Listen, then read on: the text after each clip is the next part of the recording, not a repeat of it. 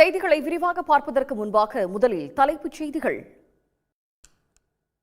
தமிழ்நாடு அரசின் வெல்லும் தமிழ் பெண்கள் நிகழ்ச்சியில் பங்கேற்க அரசின் திட்டங்களால் தாங்கள் முன்னேற்ற பாதையில் செல்வதாக வந்தவர்கள் நிகழ்ச்சி தெரிவித்திருக்கிறார்கள்.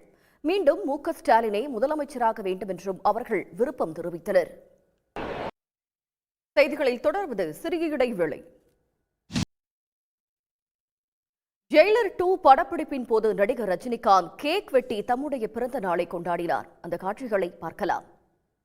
நாடோடி இனத்தைச் சேர்ந்த பெற்றோரை இழந்த ஆதரவற்ற கர்ப்பிணி பெண்ணுக்கு வளைகாப்பு விழா நடத்தி மனித நேயத்துக்கு எடுத்துக்காட்டாக மாறியுள்ளனர் தொண்டு நிறுவனத்தைச் சேர்ந்த பெண்கள். 200 தொகுதிகளில் வெல்வோம் என முதலமைச்சர் மு.க. ஸ்டாலின் கூறியதால் எடப்பாடி பழனிசாமி 210 தொகுதிகளில் வெற்றி பெறும் என்று தெரிவித்திருப்பதாக அமைச்சர் சேகர்பாபு விமர்சித்துள்ளார்.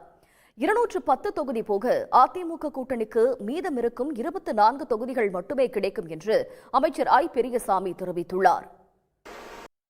இனி முக்கிய நிகழ்வுகளை விறுவிறு செய்திகளாக காண்போம். செய்திகளில் தொடர்வது சிறிய இடைவேளை. இனி தமிழ்நாட்டின் முக்கிய நிகழ்வுகளை விறுவிறு செய்திகளாக காண்போம். சென்னையில் வெல்லும் தமிழ் பெண்கள் நிகழ்ச்சி சற்று நேரத்தில் தொடங்க இருக்கும் நிலையில் பயனாளிகள் நேரு விளையாட்டு அரங்கிற்கு வந்த வண்ணம் உள்ளனர். இதற்கு தொடர்ந்து இணைந்திருங்கள் சன் நியூஸ் தொலைக்காட்சியுடன்.